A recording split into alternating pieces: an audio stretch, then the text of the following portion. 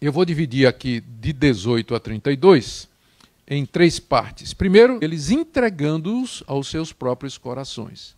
Por isso eles estão totalmente perdidos e precisam do poder de Deus para a sua salvação. Então, revelação, rejeição, retribuição. Então, primeiro, revelação. Deus se revelou aos gentios, verso 18. A nossa tradução colocou aí um subtítulo entre o verso 17 e 18, né? A idolatria e depravação dos homens, está na minha Almeida, eu não sei que subtítulo foi colocado na sua, se você tem outra versão. Mas quando a sociedade bíblica, ou as sociedades bíblicas, colocaram um subtítulo entre o 17 e o 18, eles fizeram com que o leitor desavisado perdesse a comparação que Paulo está fazendo. Porque no verso 17 ele diz que no Evangelho se revela a justiça de Deus. E no verso 18 ele diz que a ira de Deus se revela do céu. Então há, na verdade, um contraste aqui que se perde quando se separou o verso 17 do 18 pelo subtítulo. Enquanto que no Evangelho você tem a revelação da justiça de Deus, fora do Evangelho, olhando o mundo, só se vê a revelação da ira de Deus. Ou seja, só há salvação exclusivamente no Evangelho, não na teologia natural, não na observação do mundo, da natureza, do pensamento humano isolado e autônomo, mas somente no Evangelho é que você encontra a revelação da salvação. Então há um contraste aí, tá? Que a gente às vezes perde por causa do subtítulo aí, que não faz parte do original, não é? Grego, foi colocado pelos nossos tradutores. Mas muito bem, se no Evangelho se revela a justiça de Deus, na criação se revela a sua ira. Versos 18 a 20.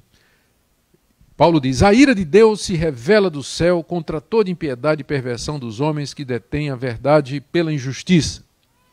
Porquanto o que de Deus se pode conhecer é manifesto entre eles, porque Deus lhes manifestou. Porque os atributos invisíveis de Deus, assim o seu eterno poder, como também a sua própria divindade, claramente se reconhecem desde o princípio do mundo, sendo percebidos por meio das coisas que foram criadas. Tais homens são, por isso, indesculpáveis. Nesses 3 versículos nós temos os seguintes pontos. Primeiro, que Deus se revelou através da natureza. Os céus proclamam a glória de Deus e o firmamento anuncia a obra das suas mãos. Isso é a teologia básica do Antigo Testamento. Há uma revelação de Deus na sua criação. A Bíblia pressupõe, não discute nem procura provar, mas ela simplesmente assume que Deus criou o mundo. O mundo que nós vemos lá fora é o resultado da ação criadora, poderosa, inteligente, sábia de Deus. Deus, por sua vontade, num tempo determinado, atrás, que nós não conseguimos identificar com precisão, ele do nada fez tudo o que existe. Portanto, o mundo como nós o vemos, o nosso planetinha, o cosmos, o sistema solar, as estrelas, tudo que existe, toda a realidade, visível e invisível, ela foi criada por esse Deus, soberano, santo, verdadeiro, justo, bom, misericordioso, onisciente, onipotente, onipresente, imortal, eterno, espírito puro. Ele do nada criou tudo o que existe. Portanto, olhando a criação, se deveria concluir que essas coisas não vieram do nada e nem surgiram do acaso, que há uma mente inteligente, há um poder por detrás da criação destas coisas. E que, portanto, a mera contemplação da natureza já deveria levar todas as pessoas, mesmo que nunca ouviram falar de Deus, do Evangelho, da lei de Moisés, do nome de Jesus, mas a mera contemplação da natureza já deveria levar as pessoas a entender de que isso tudo não é fruto do acaso. E que a criação não, e que as coisas criadas, elas não são deuses, e que o mundo não gerou-se a si mesmo, como disse desesperado o ateu Sam Harris, há pouco tempo, né, que quando foi apertado, eu não sei por que apologeta cristão, Lane Craig, não sei quem, né, falando sobre a origem de todas as coisas, se Deus não existe, então de onde é que veio o mundo? Ele diz, não, o mundo criou-se a si mesmo, né? E o Craig então pegou ele no pé dizendo, mas para que uma coisa crie outra, ela tem que existir antes da coisa criada. Então, você agora entra numa contradição. Como é que o mundo pode ter gerado ou criado a si mesmo? Porque para criar o mundo, ele teria que existir antes. E aí você só está retrocedendo o problema, não é? Então, o ponto aqui de Paulo é exatamente esse. Veja o que ele diz. Através da criação e da natureza, se percebe, primeiro, que há um Deus. Segundo, que esse Deus está irado. A ira de Deus se revela dos céus, porque os homens transformam a sua verdade em mentira. Esse Deus, portanto, não é um Deus distante, não é um Deus insensível e não é um Deus sem padrões morais, mas é um Deus que se ira porque ele quer o reconhecimento das suas criaturas, que ele é o Criador. E não havendo isso, então a sua ira se manifesta. Mas não somente a ira de Deus se revela pela natureza conturbada ao nosso redor, mas alguns dos seus atributos invisíveis, algumas das qualidades de Deus podem ser observadas. A primeira, ele menciona aí no verso 20, é o seu eterno poder. Tinha que ser, para que estas coisas existissem, elas teriam que vir à luz mediante um poder extraordinário que, por sua vez, teria que ser eterno. Ele não foi criado, ele não teve um momento, mas é um poder que sempre existiu, sempre esteve lá. Então, esse poder extraordinário, num determinado momento, trouxe à luz tudo o que existe. Então, isso se deveria perceber pela contemplação da natureza. Além disso, ele fala também, ainda no verso 20, a sua própria divindade. Quando fala da divindade de Deus, está se fazendo um contraste entre Deus e a criatura. Ou seja, o ser que criou estas coisas é distinto das coisas que ele criou. Ele é divino, ele não faz parte da criação. A criação existe fora dele. Ele não é a criação, nem a criação é ele. Embora essa revelação nos diga tanta coisa sobre Deus, todavia ela é insuficiente para salvar o homem. Ela serve para tornar os homens indesculpáveis, final do verso 20. Tais homens são, por isso, indesculpáveis. Mesmo que eles nunca tenham ouvido o nome de Jesus, nunca que eles ouviram falar de Moisés, e nem o nome de Deus, todavia a revelação natural seria suficiente para torná-los já indesculpáveis diante de Deus, porque todos eles se tornaram o quê? Ou ateus ou idólatras. Ou ateus ou idólatras. Ou inventaram uma religião falsa. E a humanidade, como um todo, rejeitou essa revelação. 21 a 23, leamos. Porquanto, tendo conhecimento de Deus, não o glorificaram como Deus, nem lhe deram graças, antes se tornaram nulos em seus próprios raciocínios, obscurecendo-se-lhes o coração insensato, inculcando-se por sábios, tornaram-se loucos, e mudaram a glória do Deus incorruptível em semelhança da imagem de homem corruptível, bem como de aves, quadrúpedes e répteis. Aqui nessa segunda parte, Paulo diz o que é que os homens fizeram com a revelação de Deus na criação. Eles a rejeitaram. Eles não têm desculpa nenhuma. Por quê? Porque conhecendo a Deus, duas coisas, verso 21, não o glorificam Deus, que não é dessa criação. Glória a esse Deus, honrar esse era dado graças a Deus, porque eles deveriam saber que a vida, os confortos, tudo que existe vem desse eterno poder, desse Deus divino, desse ser divino que criou todas as coisas. Então, pelo menos duas atitudes eles deveriam ter tido.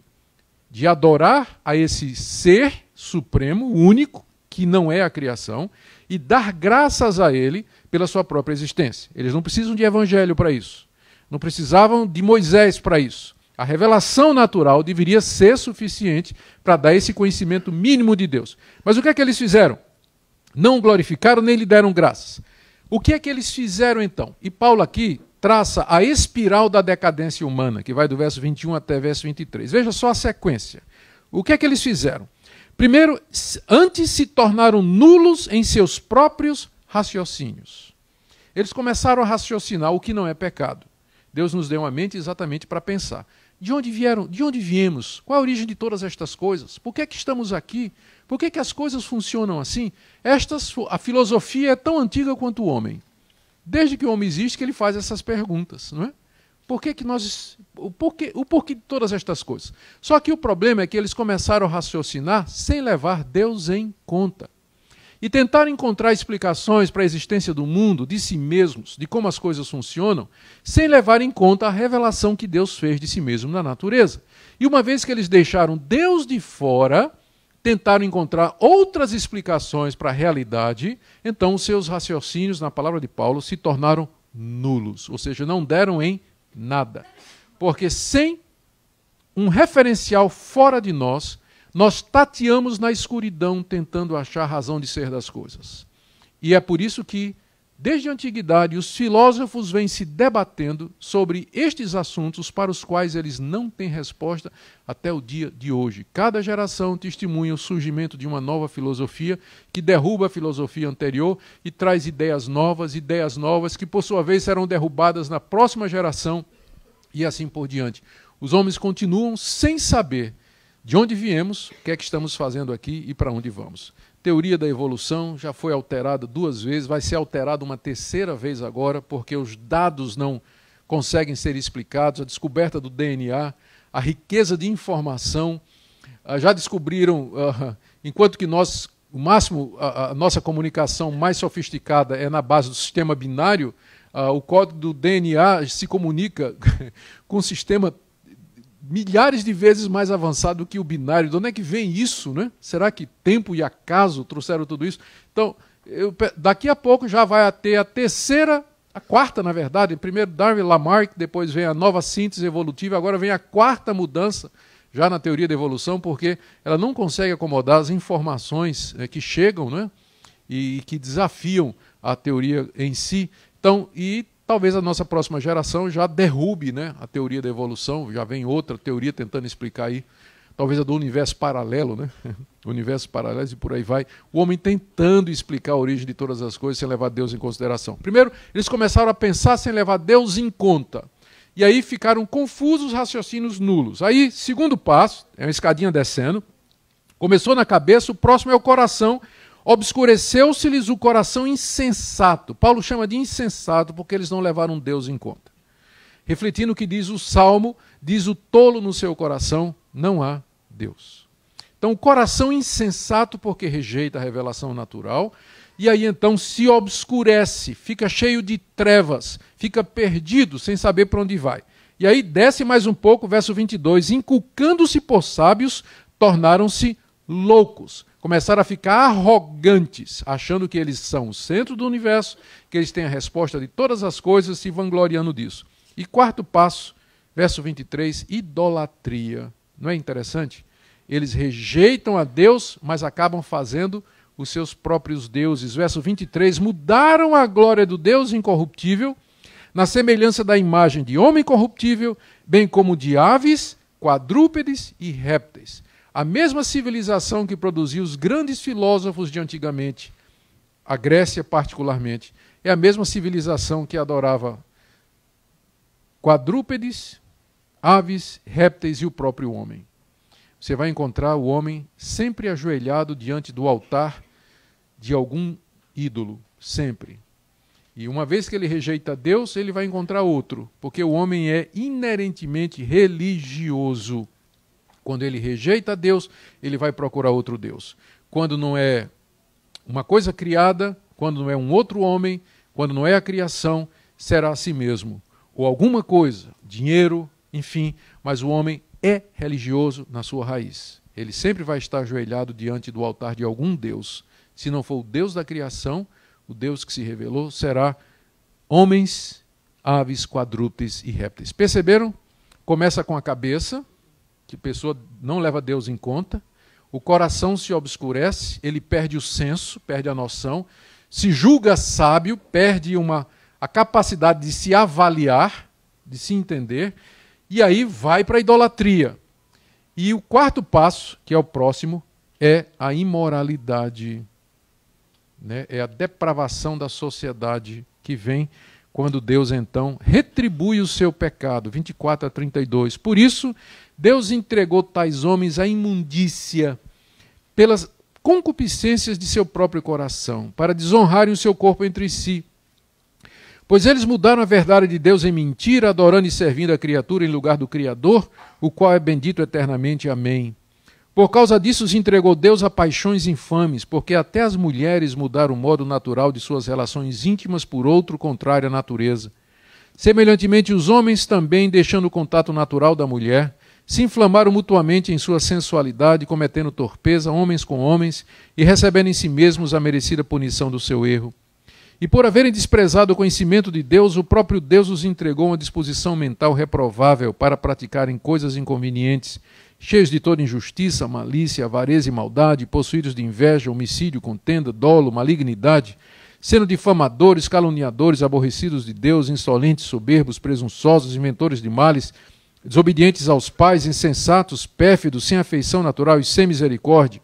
Ora, conhecendo eles a sentença de Deus de que são passíveis de morte os que tais coisas praticam, não somente as fazem, mas também aprovam os que assim procedem. Aqui no restante do capítulo, nessa longa passagem, Paulo fala de como Deus então retribuiu a rejeição dos homens à sua revelação, entregando-os aos seus próprios pecados. Veja como 3 vezes Paulo usa a expressão Deus os entregou. Primeiro, no verso 24, por isso, porque eles rejeitaram a revelação de Deus, porque eles se tornaram nulos nos raciocínios, porque o coração insensato se obscureceu, porque se tornaram arrogantes dizendo sábios e porque mudaram a glória de Deus em semelhança do homem corruptível. Por isso tudo, então, Deus os entregou, verso 24, à imundícia pelas concupiscências de seu próprio coração para desonrarem seu corpo entre si. Qual foi o castigo de Deus sobre a humanidade que o rejeitou? A humanidade que se tornou idólatra, que tendo visto a sua glória na natureza, não deu graças, não adoraram, antes criaram suas próprias religiões, criaram seus próprios deuses, se tornaram nulos, negaram a divindade de Deus. Qual foi o castigo de Deus? Deus simplesmente disse, tá bem, seja feita a sua vontade. Esse é o pior castigo que Deus pode dar ao pecador. É quando Deus diz, seja feita a tua vontade. Quando Deus entrega o pecador às corrupções do seu próprio coração. Quando Deus o entrega ao seu racido, à sua louca arrogância e à sua própria religião. É quando Deus diz simplesmente, está bem, vou deixar vocês como vocês querem. 3 vezes Paulo diz que foi isso que Deus fez com a humanidade, porque a humanidade o rejeitou. Então Deus os entregou. Está aí. Primeiro, Deus os entrega a imundícia para desonrarem seus corpos entre si. O castigo de Deus é proporcional ao pecado. O que é que eles fizeram? Eles mudaram a glória de Deus e desonraram a Deus. Em vez de adorar a Deus, adoraram a criatura. Deus então os entregou para que eles desonrassem os seus corpos entre si. O que eles fizeram com Deus, Deus fez com eles. Né? Então, Deus os entregou às suas paixões loucas para desonrarem os seus corpos entre si. E ele volta a justificar porque é que ele fez isso no verso 25. Pois eles mudaram a verdade de Deus em mentira, adorando e servindo a criatura em lugar do Criador, o qual é bendito eternamente. E ele até solta um amém aqui, não é? Amém. Deus é bendito eternamente. Mas o que é que eles fizeram? Adoraram a criatura em lugar do Criador. Por isso Deus então os entregou para desonrarem os seus corpos entre si, através das suas paixões carnais. Segunda vez que fala que Deus os entregou, verso 26. Deus os entregou a paixões infames para relações sexuais contra a natureza. Por causa disso, lendo o verso 26, os entregou Deus a paixões infames. Você percebe a escada, né? Começa na mente. Mente, coração, consciência, religião e agora moralidade. E a última coisa é a moralidade, né? Finalmente tudo isso é afetado pelas decisões anteriores. Deus os entrega a paixões infames. E Paulo cita aqui, primeiro, o lesbianismo. Até as mulheres mudaram o modo natural de suas relações íntimas por outro contrário à natureza. Paulo, então, vê o lesbianismo não como uma opção preferencial, né, de gênero, alguém que tomou uma escolha, mas Paulo vê como uma decisão moral já resultante de uma geração que foi abandonada por Deus e que perdeu o referencial de Deus. E é quase como que um juízo de Deus. Quando o lesbianismo começa a se tornar algo natural, normal e avança, longe de ser assim um progresso, uma libertação, ao contrário, é prova do juízo de Deus sobre aquela sociedade ou sobre aquela geração. É isso que Paulo está dizendo aqui. E depois ele fala do homossexualismo entre homens, né? Versos 27. Não é interessante que ele começou com as mulheres? Começou com as mulheres, porque as mulheres são o último bastião da sociedade. Uma vez que as mulheres perdem o recato, a vergonha, então não chegou no fundo do poço, não tem mais para onde ir. Não é? O homem vai primeiro, mas quando chega na mulher e ela mesma já é tudo isso, então já acabou. O último bastião, a última fortaleza moral já caiu. Então não resta mais nada agora, né, para onde ir. Verso 27, semelhantemente os homens também, parece que as mulheres puxaram a corda aqui, não é? Os homens vieram atrás. Semelhantemente os homens também, deixando o contato natural da mulher, se inflamaram mutuamente em sua sensualidade, cometendo torpeza, homens com homens e recebendo em si mesmos a merecida punição do seu erro. As pessoas podem dizer o que quiserem, mas não tem a menor dúvida aqui do que é que Paulo está dizendo. A gente pode não, tem muita gente que não concorda com Paulo. Mas o que Paulo está dizendo aqui é claro, se você ler no contexto, que o problema com o lesbianismo e o homossexualismo é que é uma mudança no modo natural das coisas, em consequência do castigo de Deus. O que é que os homens fizeram?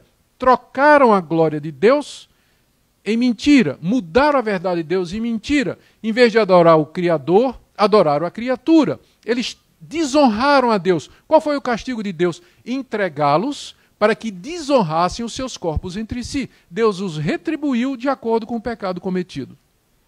Então, as pessoas podem dizer o que quiserem a respeito do homossexualismo, que é uma doença, o que não é uma doença, que é uma inclinação, e que é uma coisa que cada um escolhe como faz. Mas se você fizer a pergunta, o que é que a Bíblia diz, como é que Paulo, o apóstolo Paulo, inspirado por Deus, vê isso, a resposta é essa daqui.